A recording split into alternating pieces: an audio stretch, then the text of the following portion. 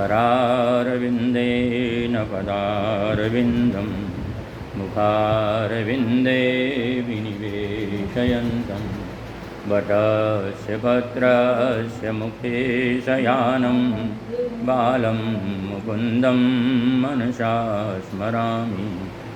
श्रीकृष्ण गोविन्द हरे मुरारे हे नाथ नारायण वासुदेव देवेऽपि वसवामृतमेतदेव गोविन्द दामोदर माधवेति।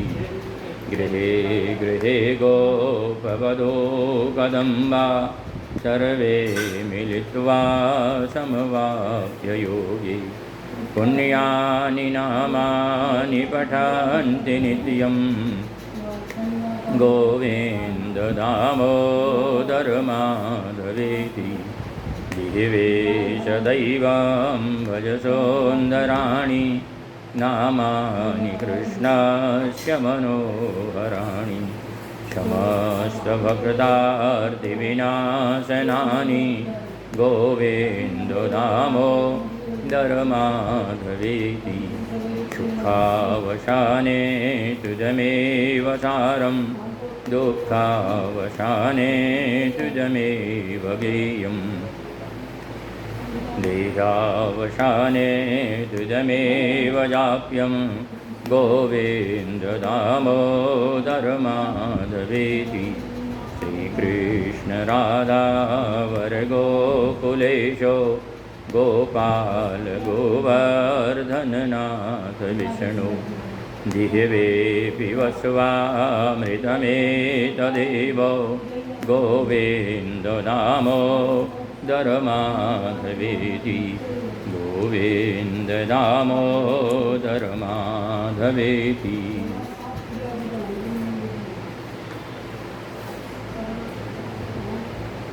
श्रीमन्नारायण नारायण नारायण श्रीमन्नारायण नारायण नारायण लक्ष्मीनारायण नारायण नारायण लक्ष्मीनारायण नारायण नारायण श्रीमन्नारायण नारायण नारायण नरसिंह नारायण नारायण नारायण नरसिंह नारायण नारायण नारायण श्रीमन्नारायण नारायण नारायण।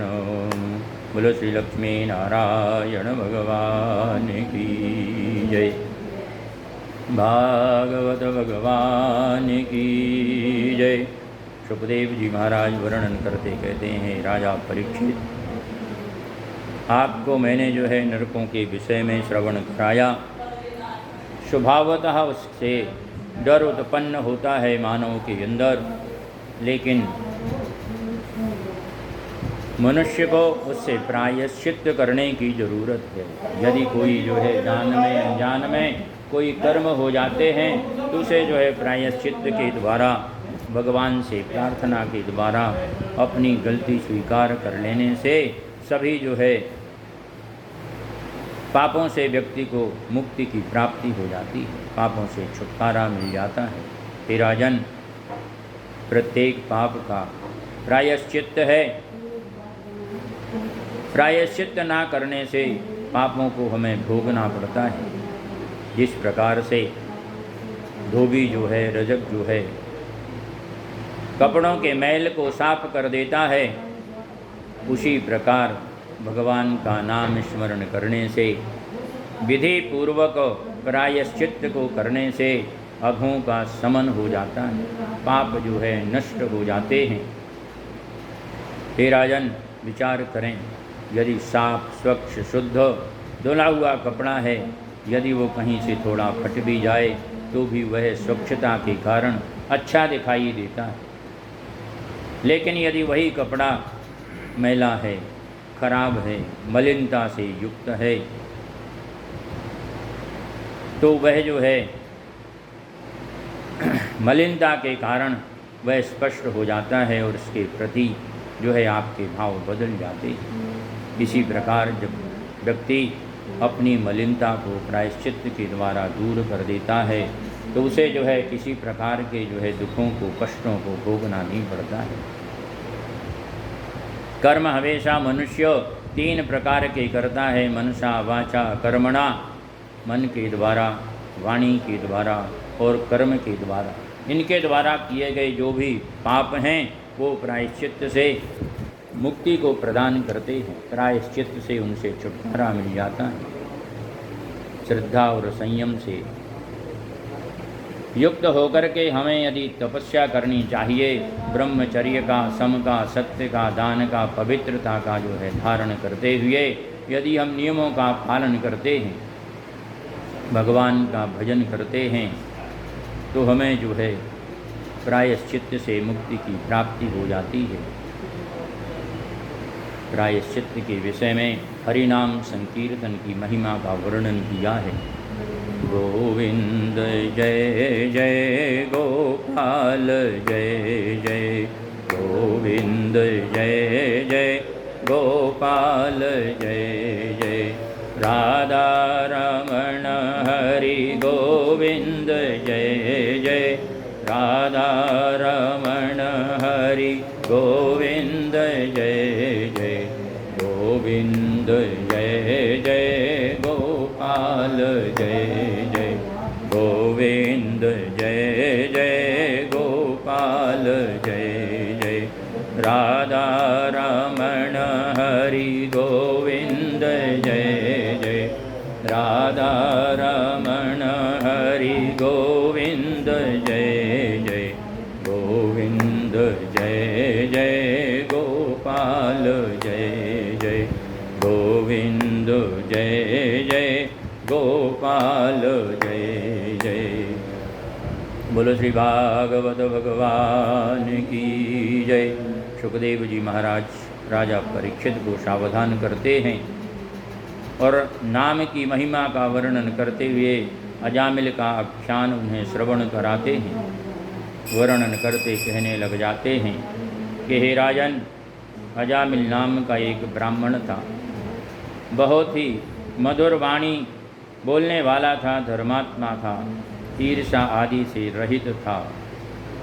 लेकिन एक समय की बात है कि वह अपनी पिता की आज्ञा से जंगल में समिधा आदि लेने के लिए गया और वहाँ पर एक जो है उसने सुंदर वैश्या को देखा और देखते ही आँखों से उसके अंदर वासना, विकार उत्पन्न हो गया, क्योंकि शास्त्र कहते हैं कि सबसे प्रथम जो विकार उत्पन्न होते हैं वे आपकी दृष्टि से होते हैं। संत महापुरुष वर्णन करते कहते हैं कि संसार जो है अच्छा है, लेकिन लोग कहते हैं संसार खराब है, क्योंकि दृष्टैव सृष्टि, उनकी दृष्टि जो है धूमिल है, विकारों से युक्त है, इसलिए उन्हें पूर्ण संसार जो है उन्हीं विकारों से भरा हुआ दिखाई देता है। वही स्थिति यहाँ पर घटित हुई है। अजामिल ने जब सुंदरी वैश्या को देखा है, कामासक्त वाणों से वह व्यथित हो जाता है और उस सुंदरता पर आसक्त होकर के वह अपने आप को समर्पित कर देता है।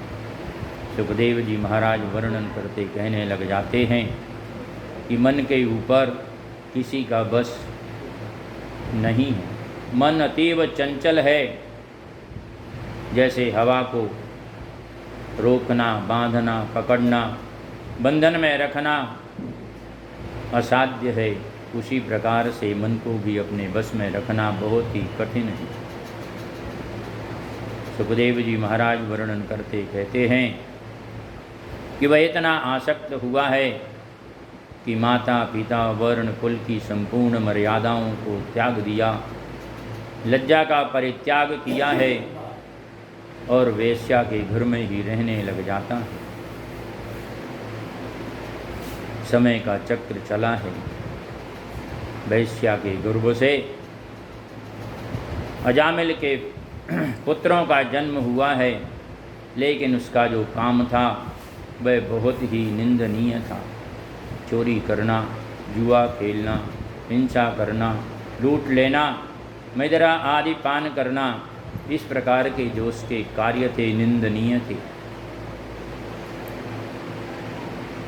सुखदेव जी महाराज वर्णन करते कहते हैं, लेकिन पूर्व जन्म उसका अच्छा था, इसलिए संयोग बना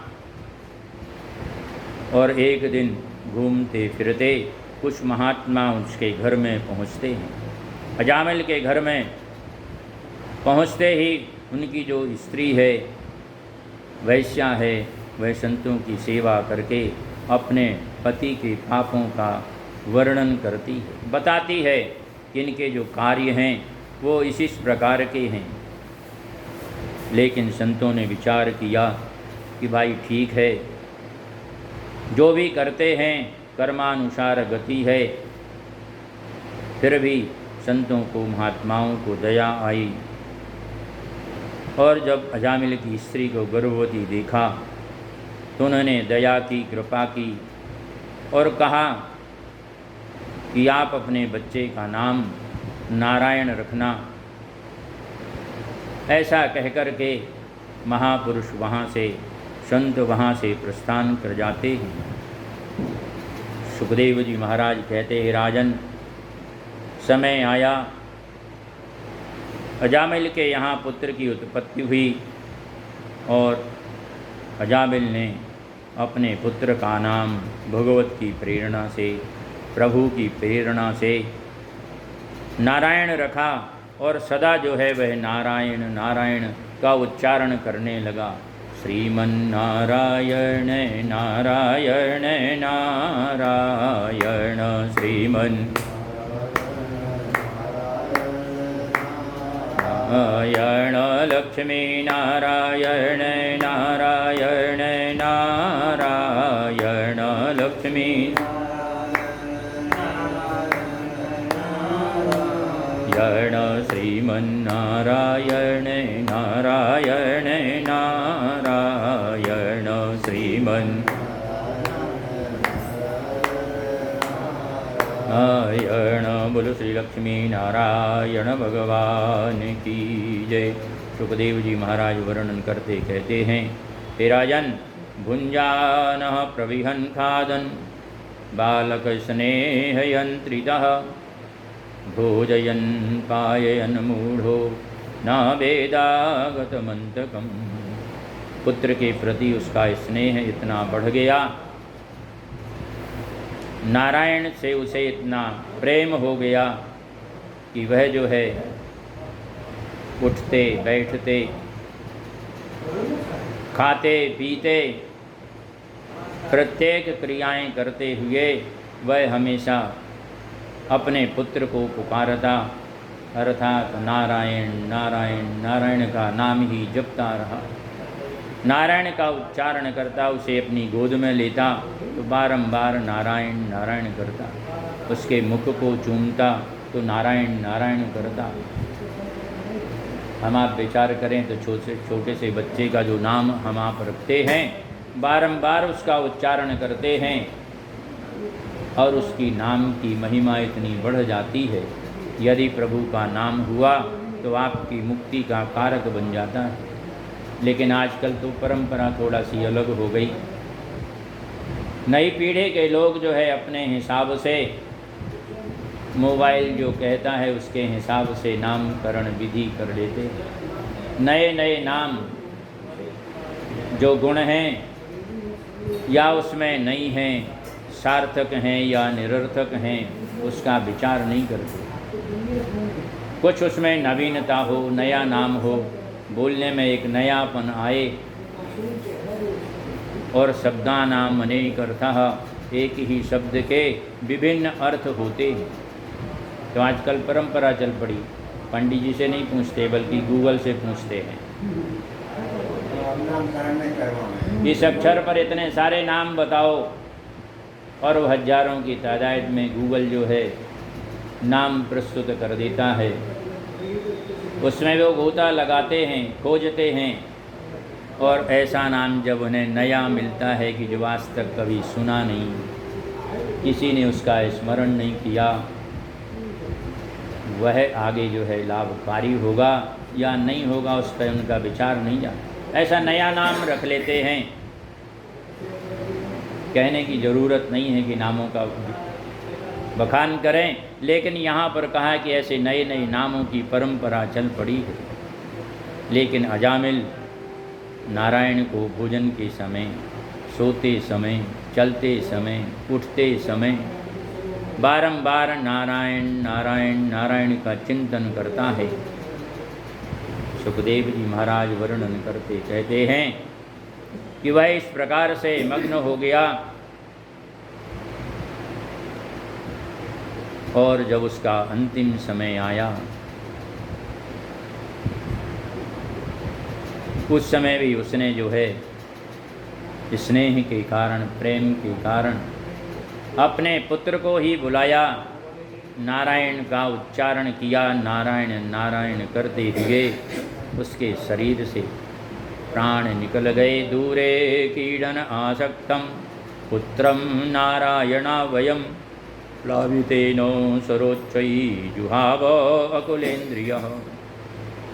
मरणावस्था में जब वह व्याकुल हुआ, दुखी हुआ, तो बालक तो पास में नहीं था, खेलने गया था, फिर भी उसने ज़ोर ज़ोर से जो है चिल्लाया। सुनकर कि बालक आया, तब तक तो सामने देखा कि यमदूत उपस्थित हैं और कह रहे हैं कि तुम हमारे लोक में चलो। मृत्यु का जब समय आता है, सबसे पहले जरा मृत्यु जो है आती है और सावधान करती है। जो आपकी स्मृति में, याददाश्त में जो भरा हुआ होगा, उसे ही आप भयभीत होकर के करुण क्रंदन करते हैं, भुलाते हैं। सुखदेव जी महाराज वर्णन करते कहते हैं, लेकिन यमदूतों के साथ साथ वहाँ पर भगवान विष्णु के पार्षद भी पहुँच जाते हैं और वो कहने लग जाते हैं, योऽयं वै धर्मराजस्य यदि निर्देशकारिणः ब्रूत धर्मस्य नस्तत्वं यच्च धर्मस्य लक्षणम्। यदि आप यम के द्वारा भेजे गए हैं, आप उनके पार्षद हैं, दूत हैं, तो आप यह बताएं। विष्णु पार्षदों ने कहा है, विष्णु के दूतों ने, कि धर्मराज के दूतों ये बताओ कि अजामिल को आप किस चीज़ का दंड दे रहे हैं, यह दंड का अधिकारी है, किस कारण से है। यम के दूतों ने कहा है कि वेद प्रणिहितो धर्मो अधर्मस्तव विपर्ययः वेदो नारायणः साक्षात् स्वयंभूरिवुशुश्रुमो। धर्म तो वही है जो वेद हमें बताते हैं, और वेद ही साक्षात भगवान नारायण के रूप हैं। और अधर्म वह है जो वेदादि से निषेध कार्य करते हैं। तो इसने जो भी काम किए हैं, इसके काम जो है वेदोचित कर्म नहीं है, धर्मयुक्त कार्य इसके नहीं थे। पहले जरूर धर्माचरण करता था, लेकिन कालांतर में इसकी दृष्टि बिगड़ी, आँखें खराब हो गईं, विचार खराब हुए, संगति बिगड़ी, और कुसंगति में आकर के इसने वेद विहीन कार्य किए हैं। ये अधर्मी हो गया, हत्या करने लगा, मदिरादि पान करने लगा। इसलिए हम लोग इसे ले जा कर के नरक पावक में डाल करके इसे पवित्र करेंगे, निर्मल करेंगे।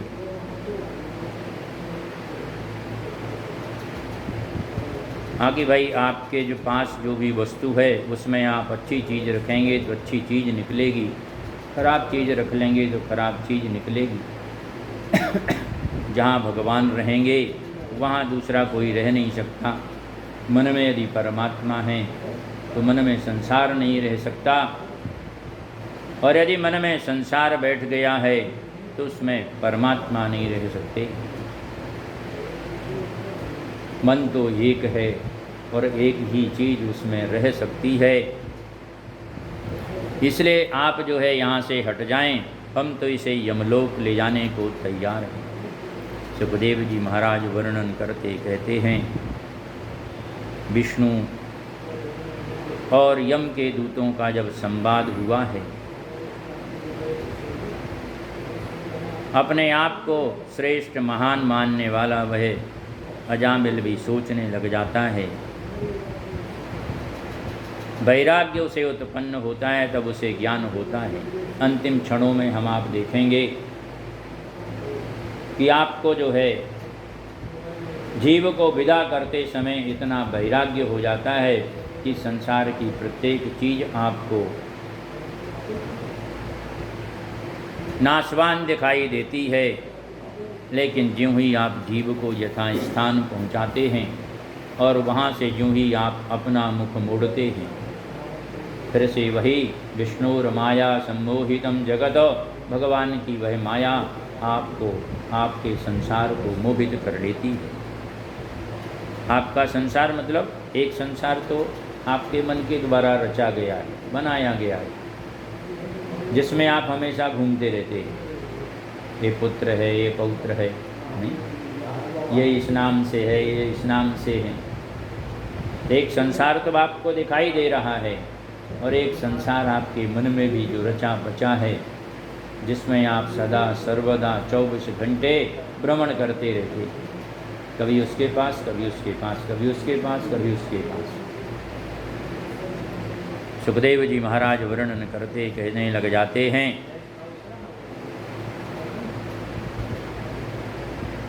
कि परमात्मा के दूतों ने, विष्णु दूतों ने समझाया है कि हे यमदूतों, आपने जो बात की है वह सही है, लेकिन आप और भी आगे की सच्चाई सुने कि इसने जो है अग किए, पाप किए, लेकिन अंतिम समय में इसने क्या किया, उस चीज़ का आप ध्यान रखें कि अंते जा मति सा गति ही, अंत में इसकी मति क्या हो गई, नारायण नारायण नारायण नारायण बोल करके इसने मुक्ति को प्राप्त किया है। तो गति भी इसकी नारायण की ही गति होनी चाहिए। शास्त्र की बात, धर्म की बात, अधर्म की बात आपकी समुचित है, ठीक है। इस प्रकार से दोनों का संवाद हुआ है, समझाया है, यमदूतों को कहा है कि आप जो है अपने स्वामी के पास जाएं और स्वामी से स्वयं पूछें, अर्थात यमराज के पास जाएं और उनसे कहें कि किसे हमें लाना चाहिए, किसे नहीं लाना चाहिए, आप हमको जो है सही जो है रास्ता बताएं। विष्णु दूतों से पराजित होकर यमदूत यमराज के पास पहुँचे हैं और कहने लग जाते हैं कि अतस्त्वमेको भूतानां तेश्वराणां मधीश्वरः शास्ता दंडधरो नृणां शुभाशुभ विवेचनः। हे स्वामी, आप हमें यह बताएं, आप ही संसार के जो है मुखिया हैं, श्रेष्ठ हैं, कि कोई और है? संसार का कोई सर्वेश्वर ईश्वर कोई और है क्या, कि आप ही हैं? क्योंकि हमको तो अभी अभी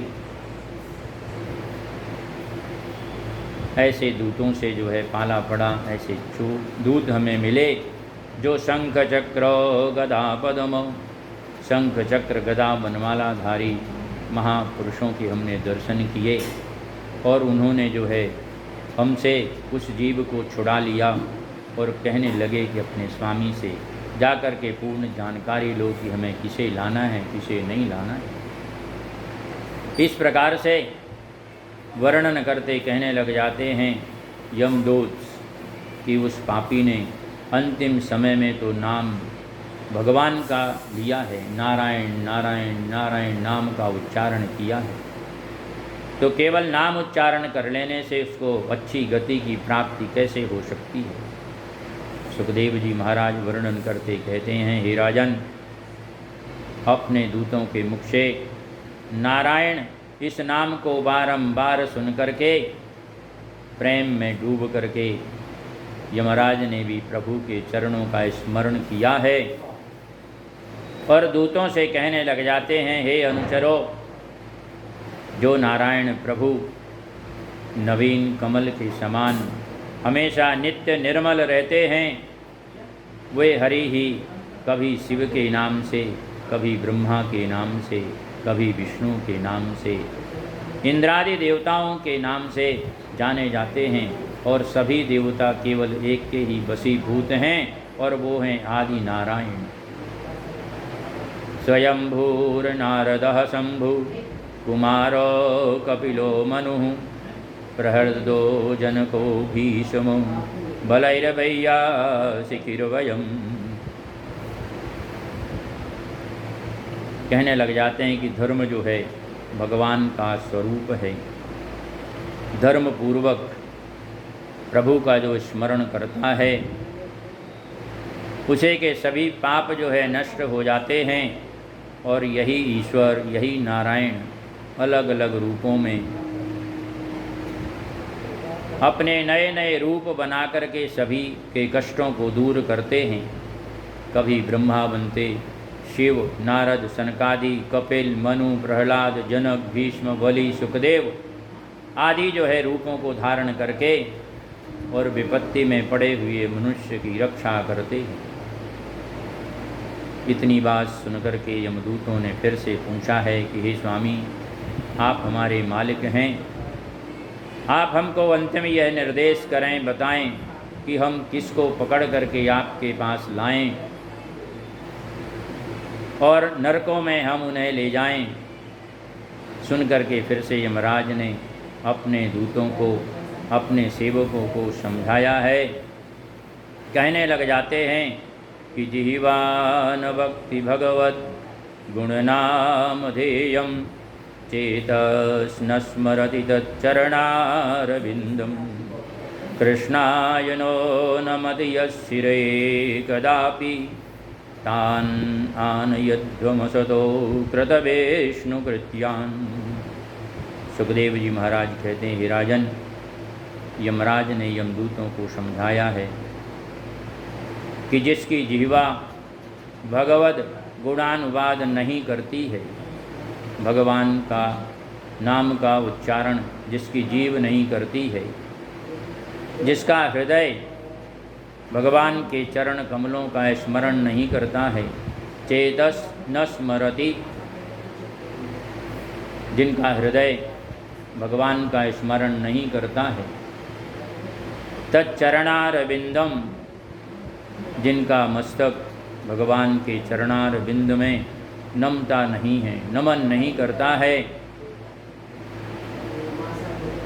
तान आदयस्व, उन लोगों को, ऐसे लोगों को तुम लेकर के आओ। तो मन, वाणी, कर्म, तीनों का वर्णन हो गया। 3 तरह के कर्म हैं, मनसा वाचा कर्मणा। तो कहा जो है कि वाणी का काम क्या किया कि नाम का गुणानुवाद नहीं करती है। मन का काम क्या किया, हृदय से भगवान को जो नमन नहीं करते हैं। और कर्मणा में कर दिया कि जिनके चरण, जिनके पैर भगवान की सेवा में संलग्न नहीं होते हैं। तो कहा इन जो तीनों तरह से जिसके काम भगवत युक्त नहीं हैं, धर्माचरण से युक्त नहीं हैं, उनको आप लेकर के आएं। और बाकी जो कार्य हैं वो सब भगवान विष्णु के ऊपर, नारायण के ऊपर आप छोड़ दें। इस प्रकार से अपने दूतों को समझाया है। इत्थं च भर्तुगदितं भगवन् महित्वं संस्मृत्य विस्मित धियो यद किंकरास्ते नैवाच्युताश्रयजनं प्रति संकमाना दृष्टुं न बिभ्यति ततः प्रभृति स्म राजन्। यमदूत सुन करके भगवान के नाम की महिमा का श्रवण करके चुप हो जाते हैं हरिनाम का कितना महत्व है यमराज के दूतों ने आज समझ लिया है। सुखदेव जी महाराज वर्णन करते कहते हैं, इस प्रकार से यह अजामिल का आख्यान यमदूत और विष्णु दूतों का आपस में संवाद हम आपको यह संबोधन करता है कि सदा सर्वदा हृदय में भगवान का आप निवास रखें, हमेशा भगवान का स्मरण करें और जिस प्रकार से परमात्मा आपको रखे उस प्रकार से आप रहने की चेष्टा करें, प्रयत्न करें। इसीलिए जो है संतों महात्माओं ने वर्णन किया, चिंतन किया और अंत में पहुँचे कि सीताराम सीताराम सीताराम कहिए, जाहि विधि राखे राम ताहि विधि रहिए। सीताराम सीताराम सीताराम कहिए, जाहि विधि राखे राम ताहि विधि रहिए। सीताराम सीताराम सीताराम कहिए, जाहि विधि राखे राम ताहि विधि रहिए। सीताराम सीताराम सीताराम कहिए, जाहि विधि राखे राम ताहि विधि रहिए।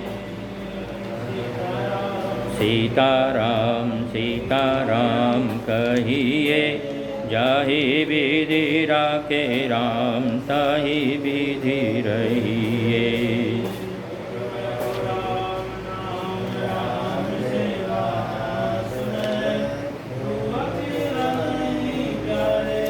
हम तेरे साथ में राम नाम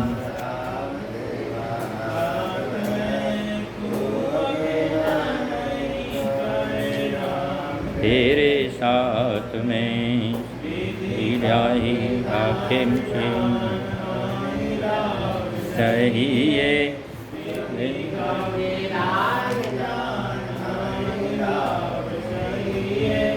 यही विधि राखे राम ताहि विधि रहिए। सीताराम सीताराम सीताराम कहिए, जाहि विधि राखे राम ताहि विधि रहिए। राम सीताराम सीताराम कहिए, जाहि विधि राखे राम ताहि विधि रहिए। के राम ताहि विधि रहिए। बोलो श्री लक्ष्मी नारायण भगवान की जय। सुखदेव जी महाराज वर्णन करते कहते हैं कि हे राजन, इस प्रकार से अजामिल का उपाख्यान राम की महिमा का एक जीता जागता उदाहरण है। जो प्रभु का नाम स्मरण करता है वह निश्चित रूप से मुक्ति को प्राप्त करता है।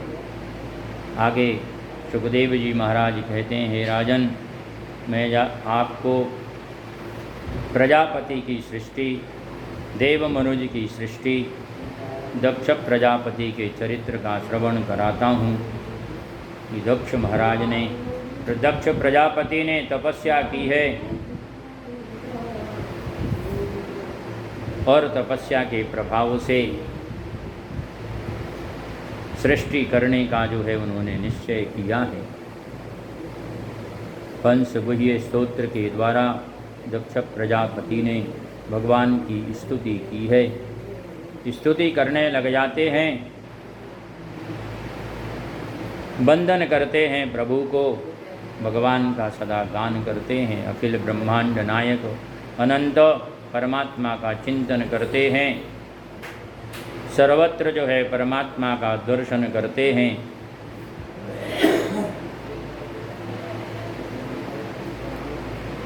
लेकिन मानसी सृष्टि से उन्हें संतोष नहीं हुआ।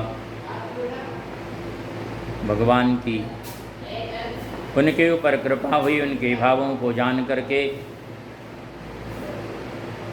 परमात्मा ने उनसे कहा है कीर्तिस्ततः संसुतः सा तस्मिन्नगमर्षणे आविरासीद पुरश्रेष्ठो भगवान भक्तवत्सलः।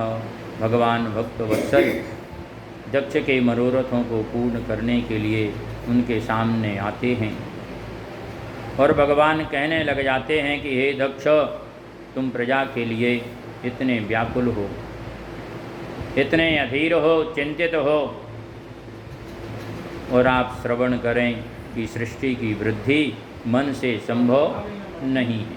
मानसी सृष्टि से संसार चलेगा नहीं।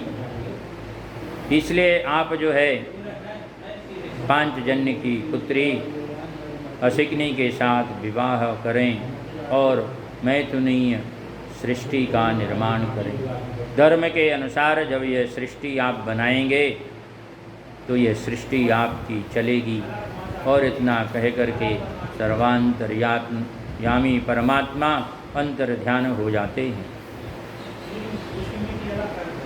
सुखदेव जी महाराज वर्णन करते कहते हैं कि दक्ष प्रजापति ने प्रभु की आज्ञा स्वीकार की है, असिकनी के साथ विवाह किया है और 10,000 पुत्रों को जन्म दिया है।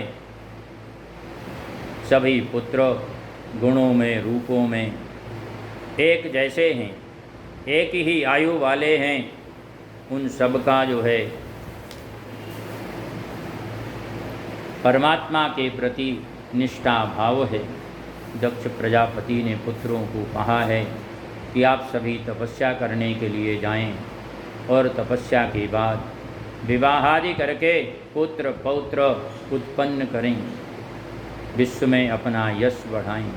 आज्ञा लेकर के दक्ष प्रजापति के पुत्र तप के लिए चले जाते हैं। तब प्रारंभ हो जाता है। देवर्षि नारद वीणा बजाते बजाते वहाँ पर पहुँच जाते हैं।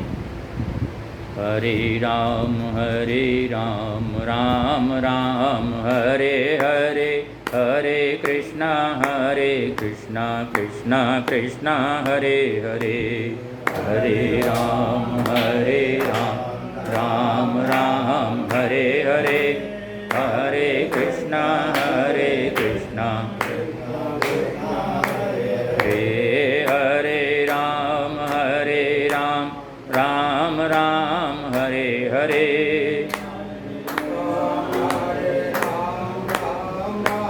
हरे हरे, हरे कृष्णा कृष्णा कृष्णा हरे हरे, हरे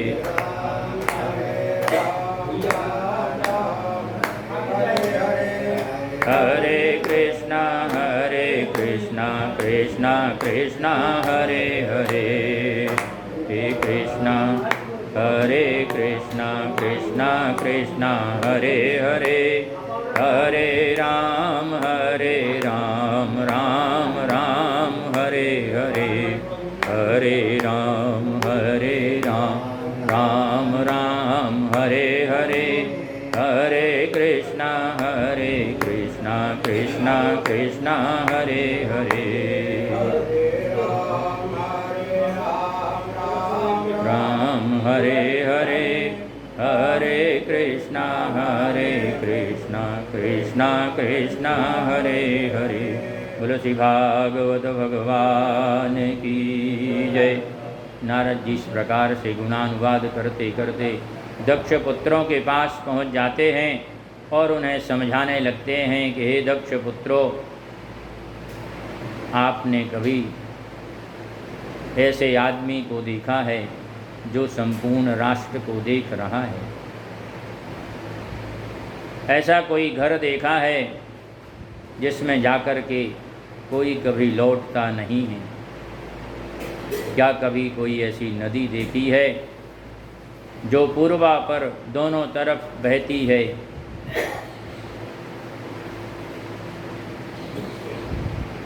इस प्रकार से 25 वस्तुओं का कोई तुमने घर देखा है? ऐसा कोई हंस देखा है?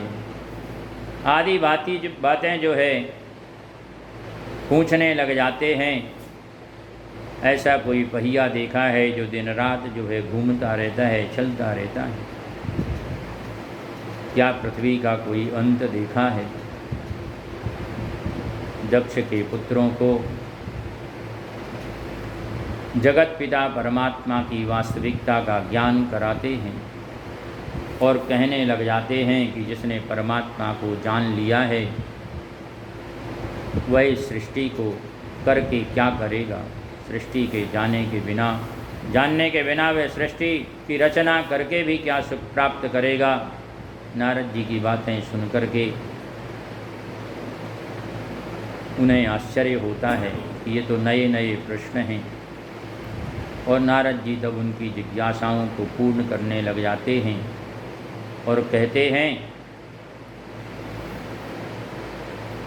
कि ये जो तन है, जो शरीर है, चिन्ह रूप में है, वही भूमि है, इसका कोई अंत नहीं है।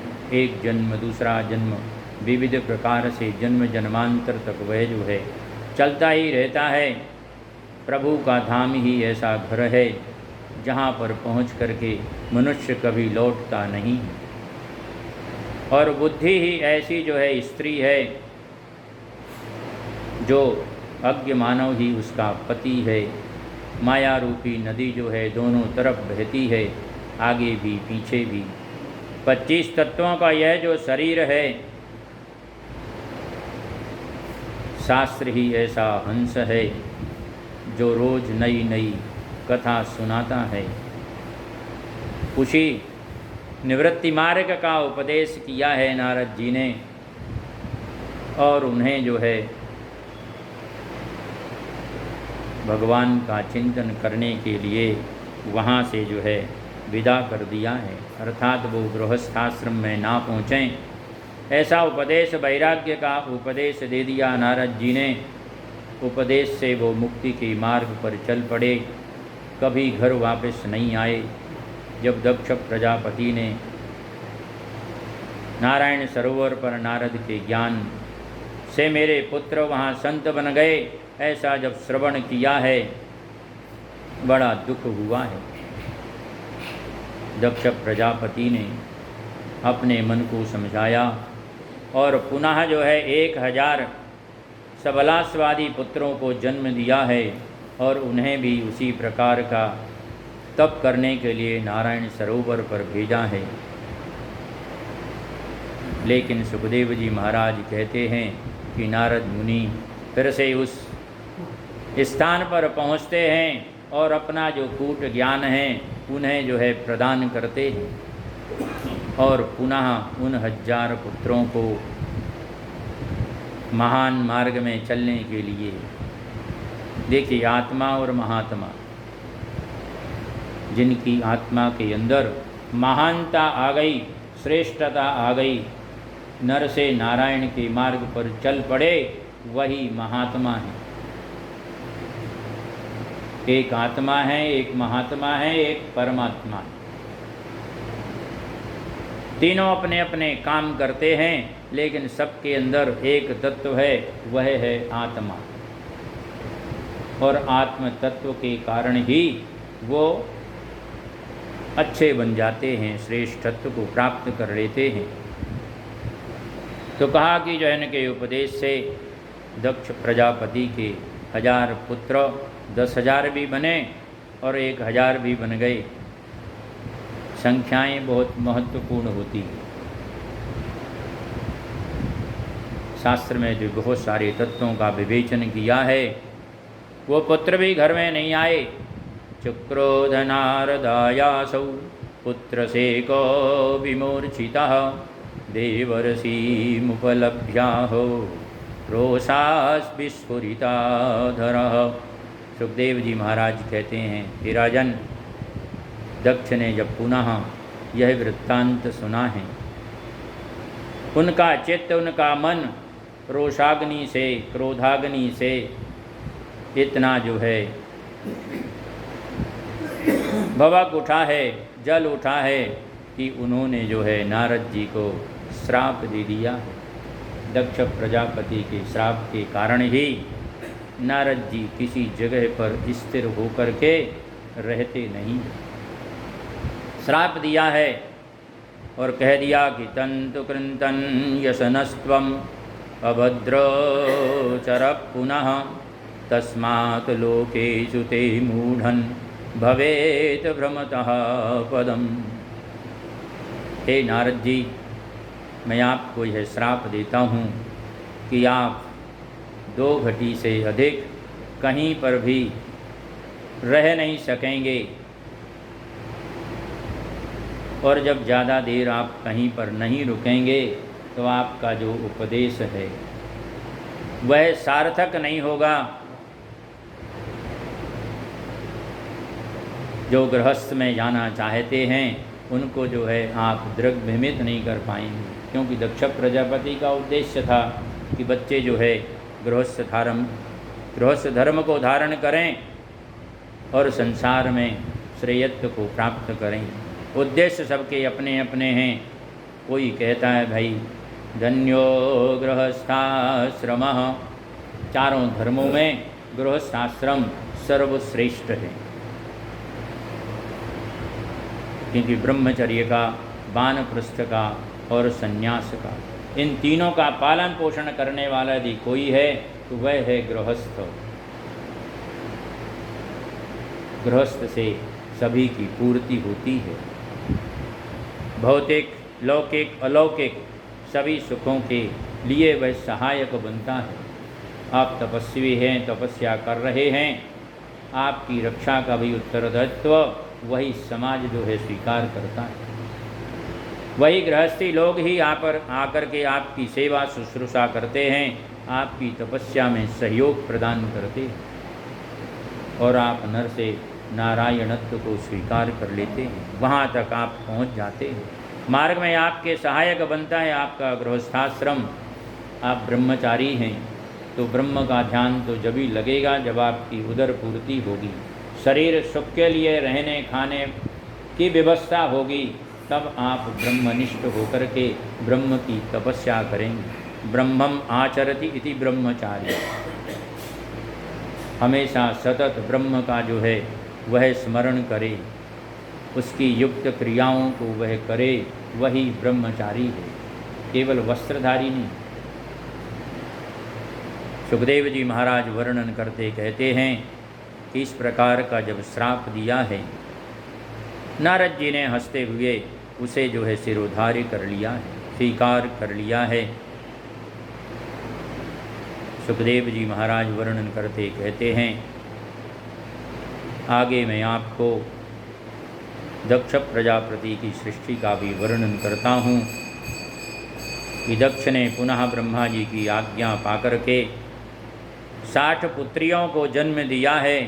उनमें से 13 कश्यप जी को प्रदान की हैं, 27 चंद्रमा को प्रदान की हैं। नक्षत्र जो हैं वो चंद्रमा की पत्नी स्वरूपा हैं। 2 अंगिरा को प्रदान की हैं। ज्योतिष जो है वो चंद्रमा के ऊपर सब निर्भर है, 27 नक्षत्रों के ऊपर निर्भर है। उसी से उनके 4-4 चरण बन के 108 हो जाते हैं, और एक राशि में 9-9 चरण विभक्त हो जाते हैं। एक नक्षत्र में 4 चरण हैं। सुखदेव जी महाराज वर्णन करते कहते हैं, हे राजन, अंगिरा को उन्होंने 2 पुत्रियां प्रदान की हैं, 2 भूत प्रजापति को प्रदान की हैं, 2 कृशास्त्र को, 4 तार्क्ष को और 10 पुत्रियां धर्म को प्रदान की हैं। उनके इतने अधिक पुत्र पौत्रादि हुए हैं कि संपूर्ण संसार में उन्हीं की जो है वृद्धि हो जाती है।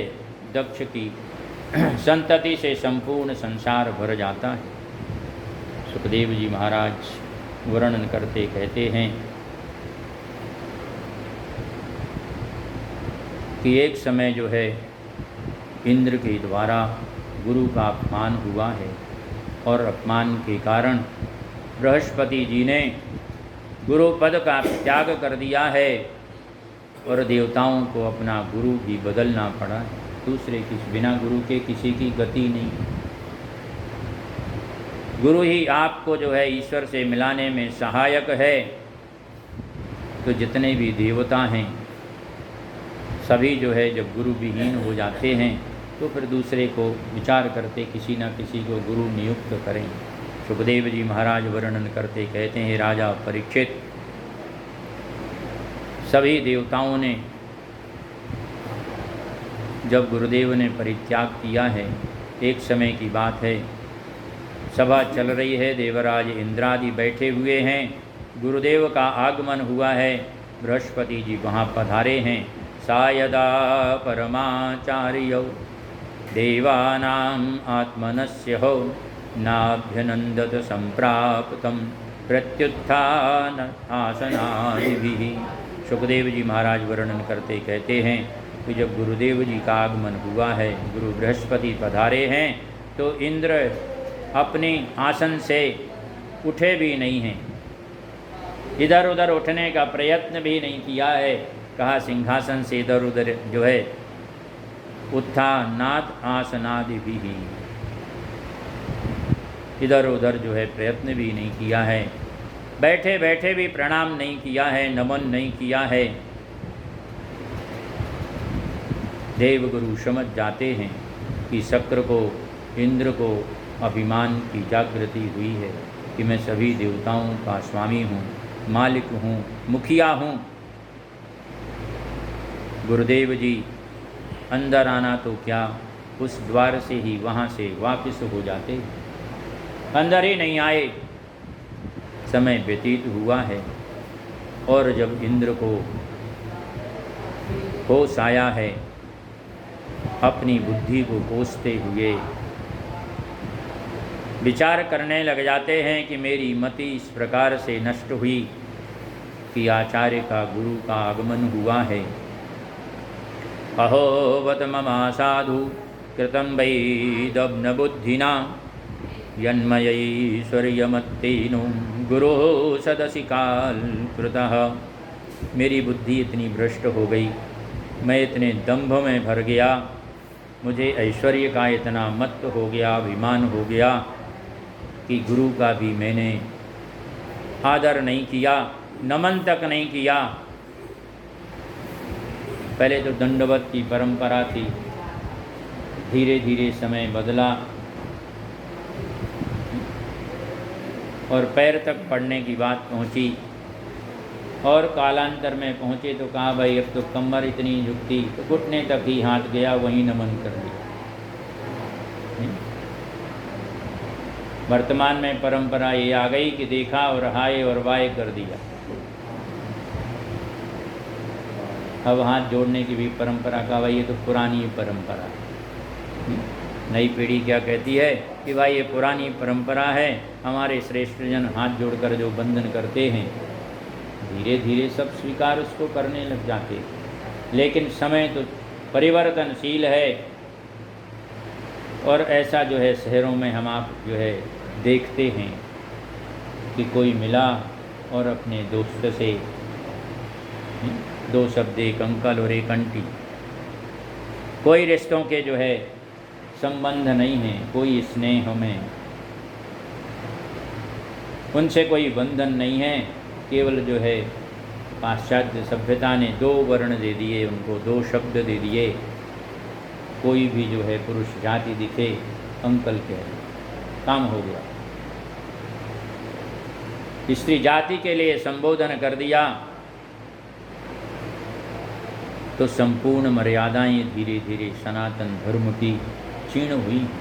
सुखदेव जी महाराज वर्णन करते कहते हैं कि जब इंद्र को यह होश आ गया कि मेरे द्वारा जो है गलती हुई है, एवं चिंतयतस्तस्यो मघो नो भगवान गृहात् बृहस्पति गतो दृष्टां गतिमध्यात्म मायया, कि मेरे द्वारा जो अनुचित कार्य किया गया है वह अक्षम्य है, लेकिन अब इसका कोई समाधान नहीं है। बृहस्पति तो वहाँ से चले गए, सभी देवता बड़े व्याकुल हो गए। जब सभी ने, देवताओं ने श्रवण किया कि हमारे जो गुरु यहाँ से चले गए, असुरों को मौका मिल गया। और सुखदेव जी महाराज कहते हैं कि हे राजन, शुक्राचार्य की सहायता से देवताओं के ऊपर दानवों ने आक्रमण किया है। यहाँ तक स्थिति हो गई कि देवताओं को स्वर्ग छोड़ करके भागना पड़ा है। सर्वत्र हाहाकार मच जाता है। सभी देवता ब्रह्मा जी के पास पहुँचते हैं, उनसे प्रार्थना करते हैं सहायता की। ब्रह्मा जी कहने लग जाते हैं कि यहो वद सुरश्रेष्ठा ययभद्रम वह कृतं महत् ब्रह्मिष्टं ब्राह्मणं दान्तं ऐश्वर्यानाभ्यनंदतो। आपको ऐश्वर्य की प्राप्ति हो जाए, पद की प्रतिष्ठा की प्राप्ति हो जाए, लेकिन आप अपने अभिमान में इतने युक्त ना हो जाएं कि मान मर्यादाएं आप नष्ट कर दें। और आपने जो अपने गुरु का अपमान किया है, ये तो जो है अज्ञानता का एक प्रतीक है, अज्ञानता की पराकाष्ठा है। इससे तो आपका हित होने वाला नहीं है। सभी मिलकर के भगवान विष्णु से प्रार्थना करते हैं। भगवान विष्णु जो है सलाह देते हैं कि भाई और किसी को गुरु बनाओ। सभी देवता ब्रह्मा जी से कहते हैं और ब्रह्मा जी ने सबको सलाह दी है कि तद विश्वरूपम भजता सुविप्रम तपस्विनम ताष्टमथात्मबंधमन समाजितोर्थान्न विधास्यते वो यदिच्छमिश्वद्धमुदास्य कर्मो। आप सभी देवता मिलकर के विश्वरूप जी के पास जाएं, उनसे प्रार्थना करें कि वो गुरु पद को स्वीकार करें, आपके गुरु बनना स्वीकार करें। सुखदेव जी महाराज वर्णन करते कहते हैं कि विश्वरूप के पास जब सभी देवता पहुँचते हैं, विश्वरूप जी मना कर देते हैं कि विगर्हितं धर्म शैले ब्रह्मवर्चो उपव्ययः। ये जो आप मुझे पौरोहित्य कर्म के लिए कह रहे हैं, मेरी दृष्टि से उचित नहीं है, मैं स्वीकार नहीं करूँगा। मना कर दिया है। लेकिन जब बारंबार प्रार्थना की है, तब जो है विश्वरूप गुरुपद स्वीकार कर लेते हैं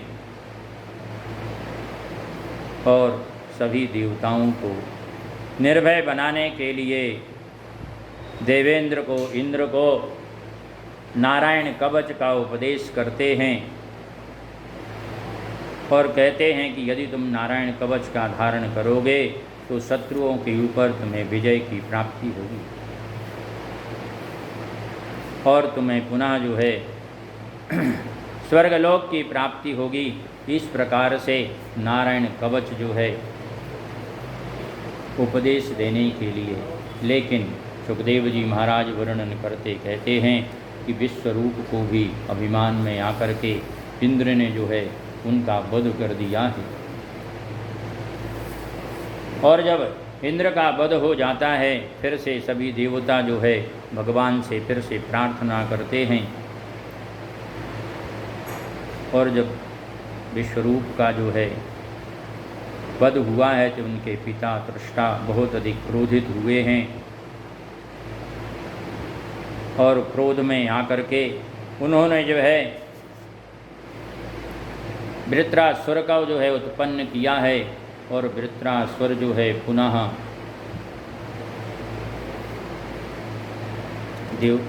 देवताओं के ऊपर जो है अपना प्रभाव दिखाना चाहते हैं। दोनों में युद्ध होता है, हाहाकार मच जाता है। सभी देवता पुनः देवता की प्रभु की शरण में पहुँचते हैं और कहने लग जाते हैं कि अब कौन रक्षा करेगा। सभी देवता जो है चिंतित हैं, विचार मग्न हैं।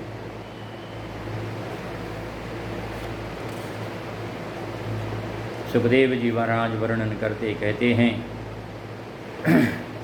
कि वृत्रासुर के द्वारा सभी देवता जब पराजित हुए हैं, पराजित होने के बाद प्रभु ने उन्हें उपाय बताया है कि यदि आप जो है ऐसे ऋषि की हड्डियों से यदि जो है शस्त्र बनाएंगे जिसकी हड्डियाँ लोह के समान जो है बनी हुई हैं,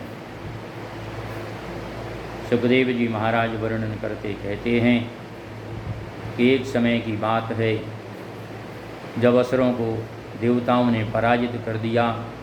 जितने भी शस्त्रास्त्र उन्होंने जीते हैं वो सब दधीचि ऋषि के पास ले जा कर के रख देते हैं और कहते हैं आप इनकी रक्षा करें। देवता चले गए। दधीचि ऋषि ने उन्हें जो है घिस कर घोल कर उनका पान कर लिया है, इसलिए उनका जो शरीर है वह वज्र के समान बन गया है। शस्त्रों के समान उनकी हड्डियां हो गई हैं, अस्त्र शस्त्र से युक्त हैं। ऐसे दधीचि ऋषि के पास जाने के लिए परमात्मा ने कहा है कि आप सभी जाएं और मिलकर के ऋषिवर से प्रार्थना करें। और जब सभी देवता दधीचि ऋषि के पास पहुंचते हैं, बातचीत होती है और उन्हें कहते हैं कि ऋषिवर तो संत जो है हमेशा परोपकारी होते हैं, दूसरों के लिए अपना शरीर भी परित्याग कर देते हैं। सुन करके ऋषिवर कहते हैं कि हे देवताओं, आपकी स्वार्थ परायणता तो सर्वविदित है। तुलसीदास जी भी कहते हैं सुर नर मुनि सब की यह रीति, स्वार्थ लागी करहीं सब प्रीति। जहीं ते कछु निज स्वार्थ होई, तापर प्रीति करहीं सब कोई। सुखदेव जी महाराज राजा परीक्षित को संबोधन करते हैं कि स्वार्थ की बातें तो हमारे शास्त्रों में भी वर्णित है। देवताओं के द्वारा किए गए कार्य भी स्वार्थता से युक्त दिखाई देते हैं, लेकिन साथ साथ परमार्थ भी चलता है और परमार्थ के बिना यह संसार चलता नहीं है।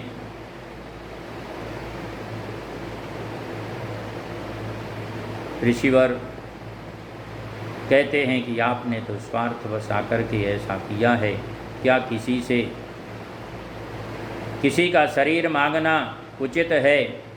आप स्वयं जो है विचार करें कि सबसे ज़्यादा मोह जो होता है वह अपने शरीर पर होता है। शरीर कोई छोड़ना चाहता नहीं।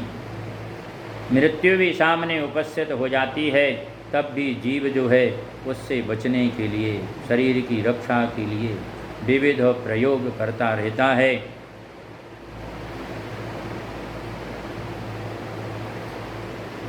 फिर भी दधीचि ऋषि ने परीक्षा लेने के बाद देवताओं से कहा है कि हे मुनि सुरगणों, मैंने आपकी जो है भावना को ये समझने के लिए सब कहा है, यद्यपि मुझे तो शरीर से कोई मोह नहीं है। यह शरीर जो है नाशवान है, एक ना एक दिन इसका विनाश तो होना ही है। तो उस विनाश से पूर्व यदि किसी के उपयोग में आ जाए तो और इससे अच्छा कार्य क्या होगा।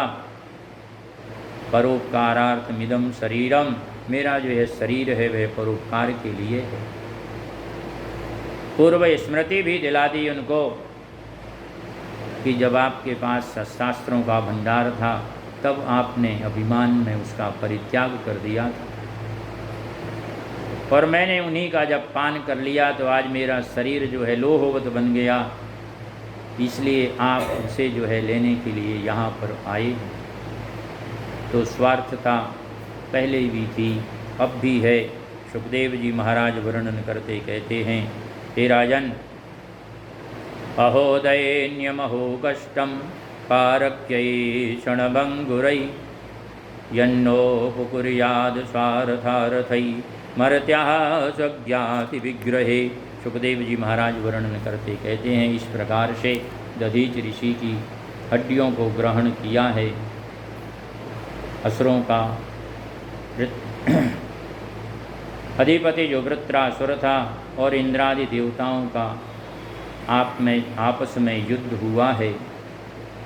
वृत्रासुर ने भगवान की प्रार्थना की है, अहम हरे तव पादैकमूलम।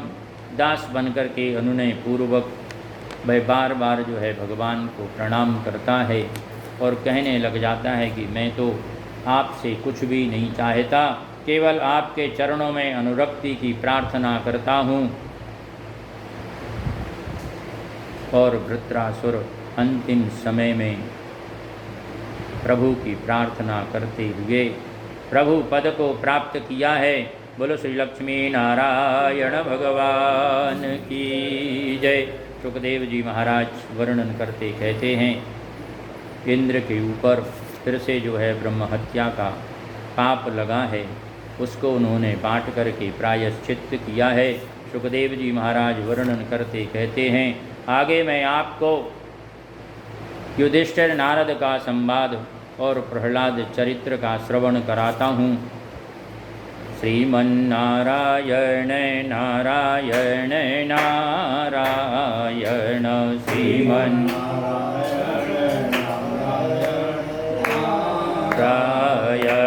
श्रीमन्नारायण नारायण नारायण श्रीमन्नारायण लक्ष्मी नारायण नारायण नारायण लक्ष्मी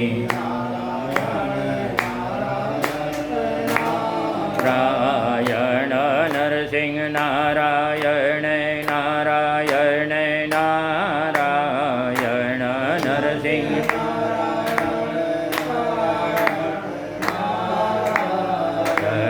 नरसिंह नारायण नारायण नारायण नरसिंह नारायण। बोलो श्री सिंह भगवान की जय। सुखदेव जी महाराज वर्णन करते कहते हैं कि आगे आपको मैं प्रहलाद चरित्र श्रवण कराता हूँ, जिसमें परमात्मा का एक नया अद्भुत स्वरूप आपको देखने को मिलेगा। और सुखदेव जी महाराज वर्णन करते कहते हैं कि हे राजन, दैत्य कुल में उत्पन्न हुए हिरण्यकश्यपु और हिरण्याक्ष का वध परमात्मा ने बराह रूप धारण करके किया। भाई हिरण्यकश्यपु को अंदर में वही द्वेष निहित है, दुराग्रह से वह भरा हुआ है और भगवान विष्णु को अपना सबसे बड़ा शत्रु मान लेता है। दैत्य कुल की रक्षा के लिए विष्णु भगवान से वह द्रोह करने लग जाता है। और जब उसका समय आया, अपने शासन काल में उसने आदेश दे दिया कि हे संबासुर, नमुची, शकुनादि को सभी आप जाओ और पृथ्वी में जाकर के जहाँ जहाँ श्रुति ध्वनि हो रही हो, ब्राह्मण, धेनु, यज्ञादि की रचना हो रही हो, पृथ्वी में जाकर के सभी चीज़ों को नष्ट करो। जहाँ विष्णु का स्वरूप तुम्हें दिखाई दे, यज्ञ का रूप दिखाई दे, सुरगण आपको दिखाई दें, उनका सभी का विनाश करो। आदेश हो गया। चारों तरफ हाहाकार की स्थिति बन गई। सुखदेव जी महाराज वर्णन करते कहते हैं और कहने लग जाते हैं कि सभी जो है पृथ्वी भूमंडल पर दुखमय वातावरण हुआ है। हिरण्यकश्यपु भगवान से वरदान प्राप्ति के लिए कठोर तप का आचरण किया है और कठोर तप इतना ज़्यादा किया है कि उसका शरीर बिल्कुल क्षीण हो गया, विलुप्त हो गया और शरीर से जो है मिट्टी ही मिट्टी दिखाई देने लग जाती है। दूसरे जीव जंतु दिखाई देते हैं। भगवान की जब वह प्रार्थना करता है, सभी देवता मिलकर के भगवान से प्रार्थना करते हैं, विष्णु के पास जाते हैं, ब्रह्मा जी से कहते हैं कि उसकी तपस्या को आप पूर्ण करें। ब्रह्मा जी वहाँ पहुँचते हैं और कहने लग जाते हैं कि वर मांगो। हिरण्यकश्यपु ने मांगा तो है, लेकिन ऐसे वरदान मांगे हैं जो दुर्लभ हैं,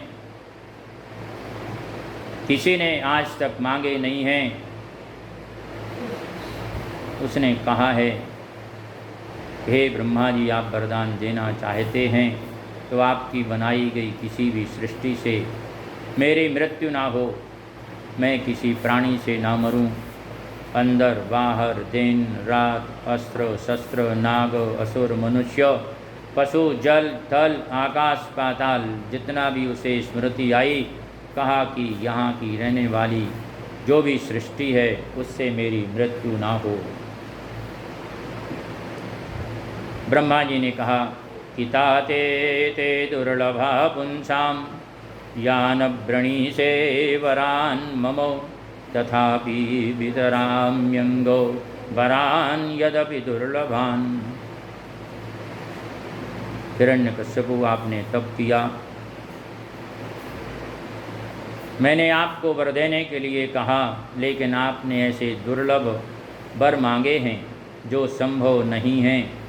लेकिन मेरा जो रूप है वह भक्तों के अधीन है, मैंने कहा है, इसलिए आपको मैं ये सभी वरदान प्रदान करता हूँ।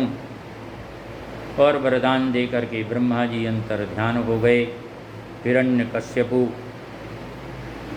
अपने राज्य में पहुँचा है, उसके मन में वरदान प्राप्त करने के बाद अहंकार और भी बढ़ गया। श्रुति सुरधेनु भूषर आदि से वह और भी बैर करने लगा, द्वेष करने लगा। हिरण्यकश्यपु के 4 पुत्र हैं। चारों पुत्रों में प्रहलाद जी की आयु सबसे छोटी है, सबसे छोटे हैं जो भगवत भक्त हैं।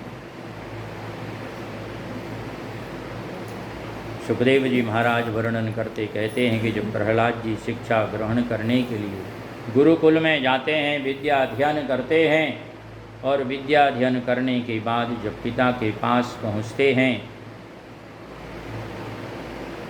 तो प्रहलाद जी से हिरण्यकश्यपु पूछते हैं कि बताओ, आपने गुरुकुल में क्या जो है सीखा है, क्या शिक्षा ग्रहण की है। प्रहलाद जी पहले कहने लग जाते कि तत्साधु मन्ये सुरवर्य देहिनां सदा सुरद्विघ्न धियाम सद्गृहात् हिमात्पातं गृहमन्धकूपं वनं गते यद हरिमाश्रयितो। उन्होंने कहा कि भगवान की भक्ति करना सभी मनुष्यों को सुख प्रदान करता है। गृहस्थ में रहते हुए समाज की सेवा करना, राज्य की सेवा करना और स्नेह पूर्वक भगवान की भक्ति करना। भक्ति का नाम सुनते ही हिरण्यकश्यपु को क्रोध आ जाता है और विचार करने लग जाता है कि इस बालक की बुद्धि बिगड़ गई, मैं यदि ऐसा जानता तो उसे गुरुकुल में नहीं भेजता। ये तो संतों की मुनियों की रक्षा की बातें करता है। गुरु शुक्राचार्य को उनके पुत्र षंड और अमर, इन दोनों को जो है बुलाते हैं, उनसे पूछने लग जाता है हिरण्यकश्यपु कि बताओ, इसको इस प्रकार का भक्ति का ज्ञान किसने प्रदान किया है। षंडामर्ग कहने लग जाते हैं कि वत्स प्रहलाद को हमने जो है इस प्रकार की कोई जो है आपके विपरीत कोई शिक्षा नहीं दी है, आपने जो कहा था वही हमने इसको शिक्षा प्रदान की है। लेकिन ये तो जो है नैसर्ग की बुद्धि इनके पास है। आनी यथा मरे श्रेयः अस्माकं असस्करः कुलांगारस्य दुर्बुद्धि चतुर्थो स्याति दोदमः। सुनकर के हिरण्यकश्यपु कहते हैं कि हमारे कुल के लिए एक विनाशकारी सिद्ध होगा। इसकी बुद्धि दुर्बुद्धि में बदल गई, यह तो दैत्य कुल का विनाशक बनेगा। और उनके प्रति ईर्ष्या का भाव और भी अधिक दृढ़ हो गया। ये तो अपने पिता की भी आज्ञा नहीं मान रहे हैं। और उसने कहा कि मैं इसका विनाश कर दूंगा, यह जीवित ही नहीं रहेगा तो कैसे जो है अपना ज्ञान दूसरों को प्रदान करेगा। इस प्रकार से अपने गुरुपुत्रों को सुप्रनीति पढ़ाने का फिर से आदेश दिया है। गुरु के पास फिर से हिरण्यकशिपु को प्रणाम करके प्रहलाद जी वहाँ से चले जाते हैं। और जब कुछ दिनों के बाद फिर से आते हैं तो फिर से प्रहलाद से जो है हिरण्यकशिपु पूछते हैं। प्रहलाद जी कहने लग जाते हैं कि हे पिताजी, मैंने इस बार जो शिक्षा ग्रहण की है उसे आप श्रवण करें कि श्रवणम कीर्तनम विष्णु स्मरणम पादसेवनम अर्चनम बंदनम दास्यम शक्यमात्मो निवेदनम। नवधा भक्ति का वर्णन किया है, अंत में आत्मनिवेदन कहा है। भगवान विष्णु की 9 प्रकार से भक्ति का वर्णन सुन करके पिता को और भी क्रोध आ जाता है और क्रोध जो है बहुत ज़्यादा बढ़ जाता है। फिर से गुरुपुत्रों को बुलाते हैं, पूछते हैं। गुरुपुत्र कहने लग जाते हैं कि न मत प्रणीतम न पर प्रणीतम सुतो वदत्ते शतवेन्द्र शत्रो नैसर्गिकीयम मतिरस्य राजन नियच्छ मन्यु कददास्म मानः। इसकी तो बुद्धि नैसर्गिकी है, विद्या परिश्रमाधीना। विद्या आप प्राप्त कर सकते हैं, परिश्रम करके डिग्री हासिल कर सकते हैं, लेकिन बुद्धि जो है वह नैसर्गिकी है, जो आपके कर्मों के द्वारा, संचित कर्मों के द्वारा, अपने पूर्वजों के द्वारा उनकी कृपा से प्राप्त होती है। सुखदेव जी महाराज वर्णन करते कहते हैं कि गुरुकुल में प्रहलाद जी को जब समय मिल जाता है तो अपने मित्रों को भी, असुर के दूसरे जो बालक हैं उनको भी जो है संबोधन करते हैं और प्रभु की भक्ति के लिए उन्हें भी शिक्षा प्रदान करते हैं कि कौमारो आचरेत् प्राज्ञो धर्मान् भागवतान् इह दुर्लभम मानुषम जन्मो तदप्य ध्रुवमर्थकम। यह मानव जन्म जो है दुर्लभ है। इस मानव शरीर के द्वारा हमें जो है क्षुद्र कर्माय निश्यते, खराब काम नहीं करने चाहिए, धर्म पूर्वक आचरण करना चाहिए, सबके हित के लिए हमें कार्य करने चाहिए। इस प्रकार से अपने मित्रों को, अपने साथियों को उपदेश देते हैं। सुखदेव जी महाराज वर्णन करते कहते हैं कि इस प्रकार से अपने मित्रों के साथ चर्चा होती है और फिर से जब जो है पिता के पास पहुँचते हैं तो फिर से पिता जब पूछने लग जाते हैं कि अब तुम बताओ कि क्या शिक्षा ग्रहण करके आए हो। सुखदेव जी महाराज कहते हैं, हे राजन, हिरण्यकश्यपु इतना जो है प्रहलाद जी के प्रति द्वेष भावना से युक्त हुआ है कि उन्हें मारने के लिए विविध प्रकार के प्रयोग किए हैं, लेकिन सभी से जो है भगवत भक्ति के कारण प्रहलाद जी बच जाते हैं।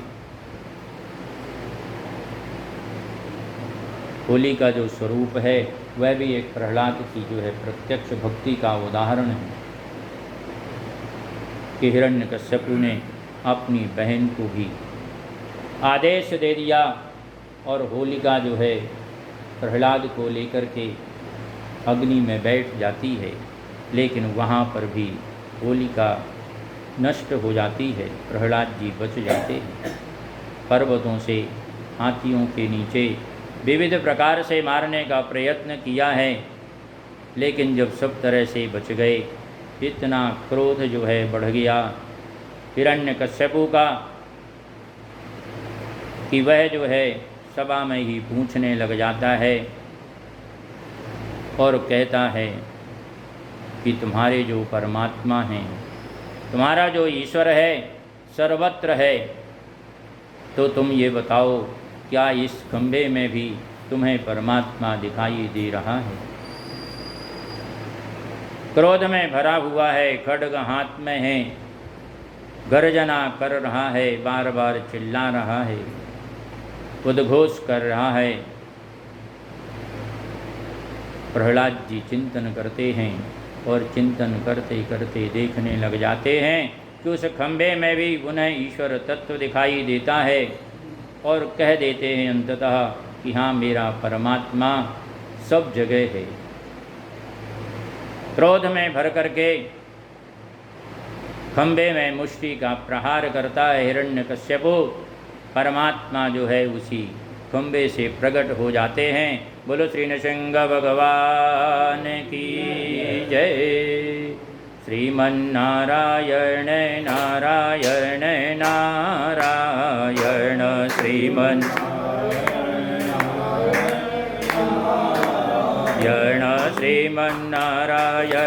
नारायण नारायण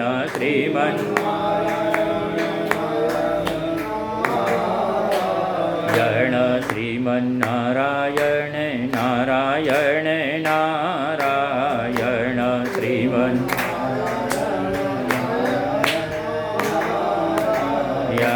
नरसिंह नारायण नारायण नारायण नरसिंह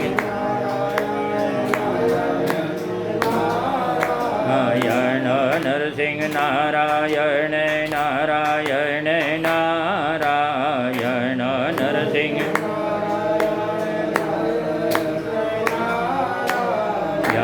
बोलो श्री नृसिंह भगवान की जय। इस प्रकार से अद्भुत स्वरूप को देख करके सभी सभासद चिंतित हो जाते हैं। प्रहलाद जी मनोमन प्रसन्न होते हैं, भगवान की मनो में स्तुति करते हैं। परमात्मा की स्तुति करने के लिए सभी कहा विविध प्रकार से देवताओं ने भगवान को प्रसन्न करने के लिए स्तुतियाँ की हैं। भगवान जो है प्रसन्न हुए हैं, लेकिन पहला जो कार्य था परमात्मा का, हिरण्यकश्यपु को अपने जांघ के ऊपर बैठा लिया है और उनसे पूछने लग जाते हैं कि हे दैत्यराज, अब तुम बताओ कि तुमने जो वरदान मांगे थे ब्रह्मा जी से, सभी याद करो। वह स्मृति पटल में देखता है और विचार करता है कि ना तो ये नर है, ना तो ये पशु हैं, ना तो ये ईश्वर है। ब्रह्मा की बनाई हुई सृष्टि में विचार कर लेता है।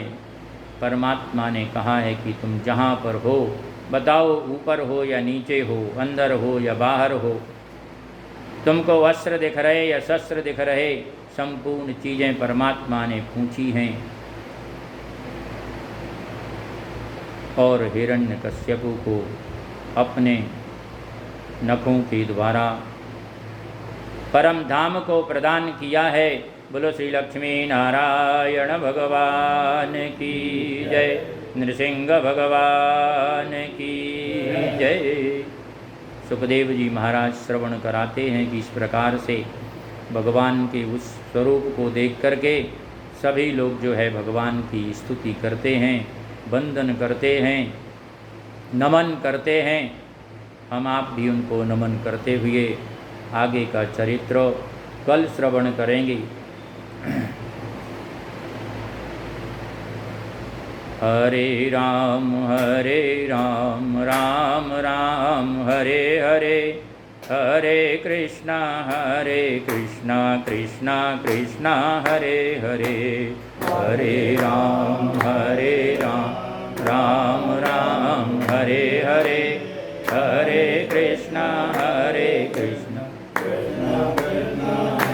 हरे हरे, राम राम राम हरे हरे, हरे कृष्णा कृष्णा कृष्णा हरे हरे, हरे राम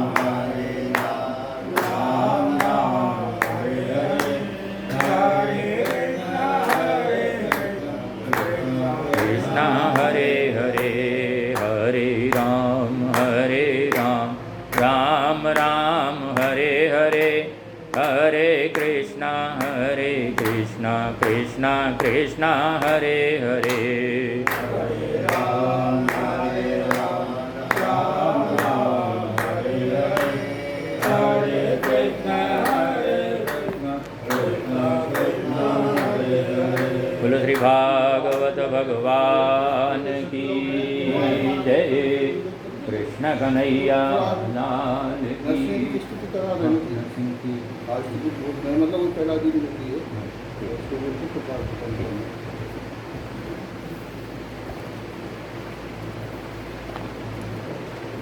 सुखदेव जी महाराज वर्णन करते कहते हैं कि परमात्मा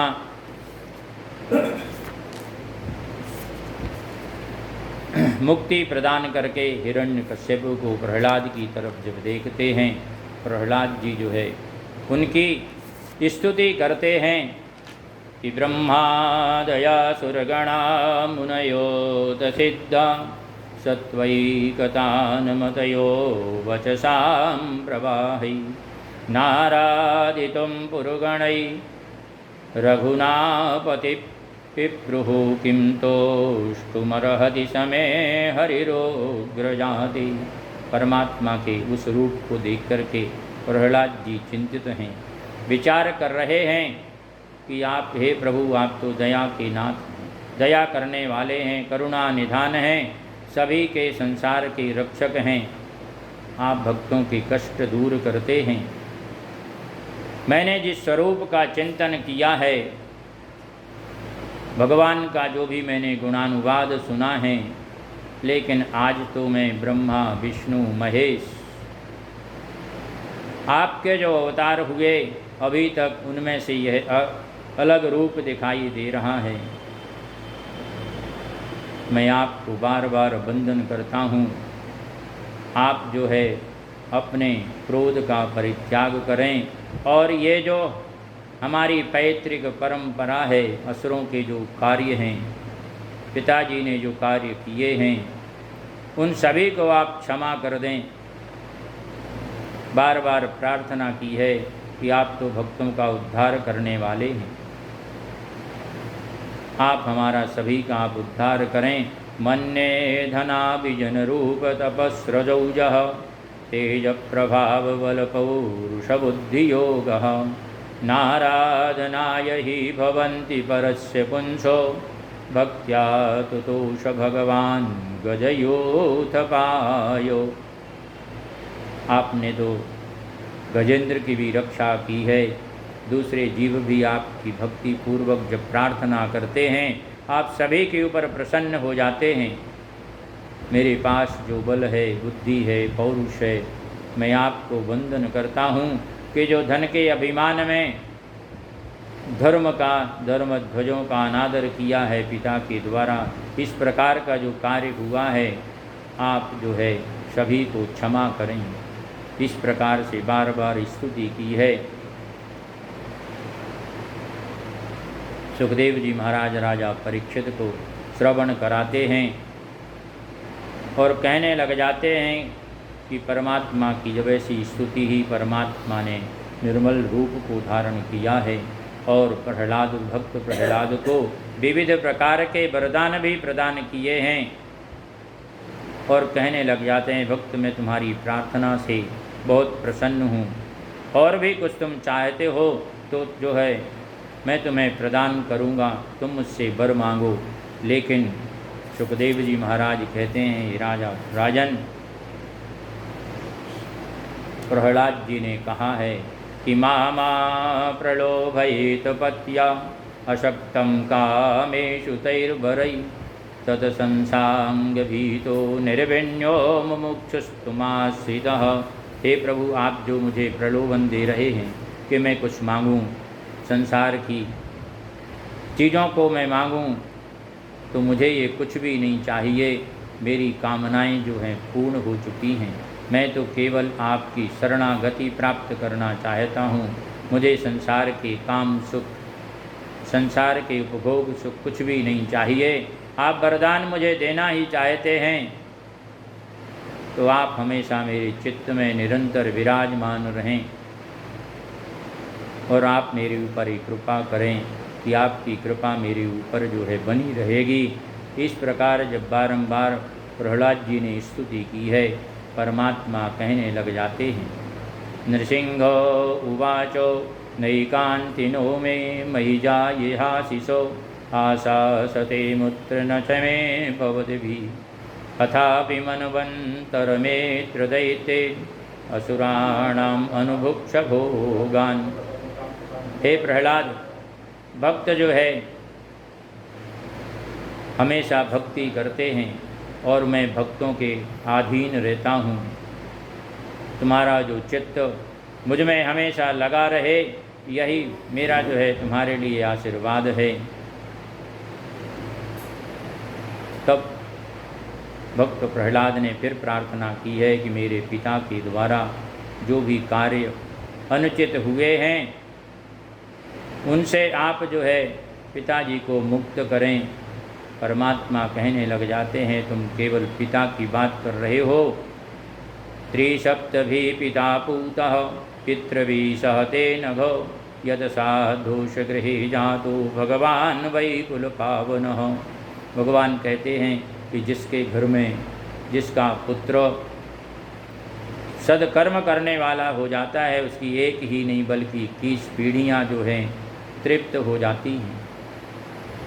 21 पीढ़ियाँ जो हैं तर जाती हैं, नरकों में उन्हें जाना नहीं पड़ता है, उन्हें भगवत भक्ति की प्राप्ति होती है और सभी पीढ़ी के लोग परम धाम को प्राप्त करते हैं। इस प्रकार से भगवान की स्तुति करके प्रहलाद जी जो है प्रसन्न चित्त होते हैं। परमात्मा उन्हें विविध वरदान प्रदान करके वहाँ से प्रयाण करते हैं। बोलो श्री भागवत भगवान की जय, लक्ष्मी नारायण भगवान की जय, नरसिंह भगवान की जय। नरसिंह जी की स्तुति कुछ ऐसा? अच्छा,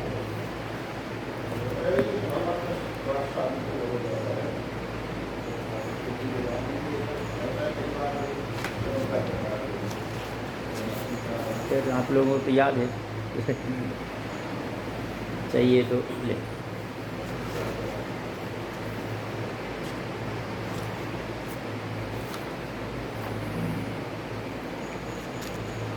श्री भागवत भगवान की है आरती, पापियों को पाप से है तारती। श्री भागवत भगवान की है आरती, पापियों को पाप से है तारती। ये अमर ग्रंथ ये मुक्ति पंथ ये पंचम वेद निराला, नव ज्योति जगाने वाला। ये अमर ग्रंथ ये मुक्ति पंथ ये पंचम वेद निराला, नव ज्योति जगाने वाला। हरि नाम यही हरि धाम वही, जग के मंगल की आरती। पापियों को पाप से है तारती। श्री भागवत भगवान की है आरती, पापियों को पाप से है आरती। ये शांति गीत पावन पुनीत पाप को मिटाने वाला, हरि दर्श कराने वाला। ये शांति गीत पावन पुनीत पाप को मिटाने वाला, हरि दर्श कराने वाला। ये सुख करणी ये दुख हरणी, ये मधुसूदन की आरती। पापियों को पाप से है तारती। श्री भागवत भगवान की है आरती, पापियों को पाप से है आरती। ये मधुर बोल जग जग पंथ खोल भगवताने वाला, बिगड़ी को बनाने वाला। हे मधुर बोल जग पंथ खोल सन्मार्ग बताने वाला, बिगड़ी को बनाने वाला। श्री राम यही घनश्याम यही प्रभु के मंगल की आरती। पापियों को पाप से है श्री भागवत भगवान की है आरती। पापियों को पाप से है आरती। बोलो श्री भागवत भगवान की जय। कृष्ण कन्हैया लाल की जय। नरसिंह भगवान की जय। जय जय श्री राधे, जय जय श्री राधे, जय जय श्री राधे। ओम यज्ञेन यज्ञमय जन्त देवास्तानि धर्म